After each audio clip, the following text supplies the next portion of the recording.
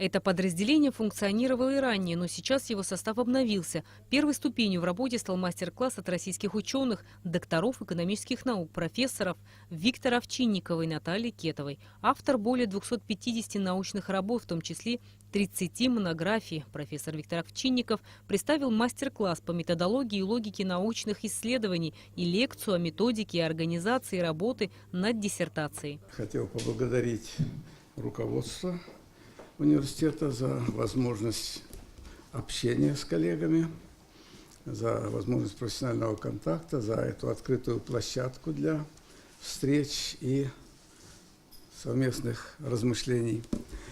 И сказать, что я уже не первый раз в Абхазском университете. Мне довелось участвовать 2 года назад в совместной сессии конференции, которая была организована. В Абхазском государственном университете при каждой кафедре есть аспирантура, но выезжать у наших молодых ученых для повышения квалификации на постоянной основе не получается. Для решения этой проблемы было решено пригласить в АГУ научных деятелей. Заслуженный деятель науки Российской Федерации, доктор экономических наук, профессор, заведующая кафедрой теории рынка экономического факультета, руководитель отделения маркетинг Южного федерального университета Наталья Кетова отметила важность подобных встреч и выразила надежду на дальнейшее сотрудничество. Раскрывая сегодня в вашем университете возможности для написания и защиты магистерских диссертаций, мы в значительной степени представляем вот этот уровень, который создает основу для работы специалиста высокого класса в вашей республике. Я являюсь руководителем магистерской программы «Маркетинг» в нашем Южном федеральном университете. Наша программа работает уже 4 года. Есть многие программы, которые работают в нашем университете 10-12 лет.